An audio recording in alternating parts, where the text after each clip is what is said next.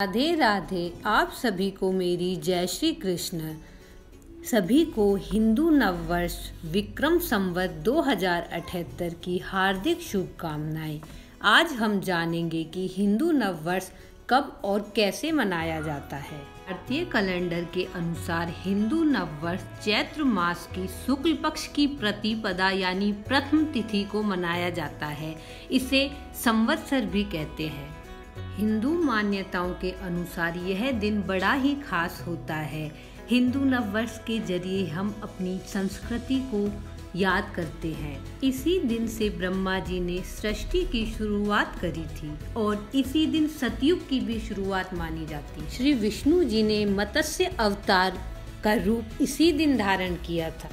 इसी दिन ही अयोध्या में श्री राम जी का राज्याभिषेक हुआ और हस्तिनापुर में युधिष्ठिर का राज्याभिषेक भी इसी दिन हुआ था। माँ दुर्गा के चैत्र नवरात्रों के पहले दिन माँ शैलपुत्री का दिन भी यही होता है। स्वामी दयानंद जी ने भी इसी दिन आर्य समाज की स्थापना की।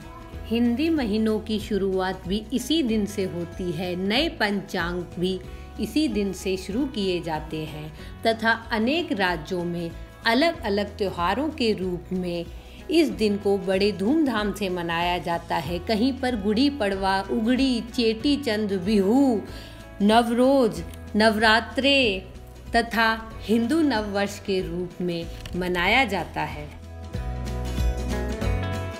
इसी दिन राजा विक्रमादित्य ने अपना साम्राज्य स्थापित किया और राजा विक्रमादित्य के काल से ही कैलेंडर और पंचांग का चलन शुरू हुआ। इसलिए संवत से पहले विक्रम लगाकर विक्रम संवत बोला जाता है। यह समय बसंत ऋतु का होता है। फसल पकने का प्रारंभिक समय तथा किसानों की मेहनत का फल मिलने का यही समय होता है। इसलिए सभी उत्साह से इस दिन को बड़े धूमधाम से मनाते हैं। भारत की गौरवमयी सभ्यता और संस्कृति में संवत्सर का विशेष महत्व होता है। हिंदुओं में प्राय सभी शुभ संस्कारों में और संकल्पों के समय संवत के नाम का प्रयोग किया जाता है। जिस वार से नववर्ष की शुरुआत होती है उसे ही संवत का राजा माना जाता है। इस बार मंगलवार से नववर्ष की शुरुआत हुई है। इस कारण से मंगल ग्रह ही संवत का राजा रहेगा। नववर्ष की शुरुआत चैत्र नवरात्रि से होने के कारण लोग उपवास रखकर पवित्र रहकर नववर्ष की शुरुआत करते हैं और सूरज की पहली किरण का बड़े ही उत्साह से स्वागत करते हैं। ब्रह्म मुहूर्त में उठकर नववर्ष की पहली किरण का स्वागत करते हैं। ध्वजा पताका बंधनवार बांधकर अपने घरों को सजाते हैं, रंगोली बनाते हैं, दीप जलाकर तिलक लगाते हैं और एक दूसरे को बधाई और मिठाई बांटकर नए वर्ष के आगमन का स्वागत करते हैं और कुछ ना कुछ शुभ संकल्प मन में जरूर उठाते हैं और हिंदू नववर्ष को बड़े धूमधाम से मनाते हैं।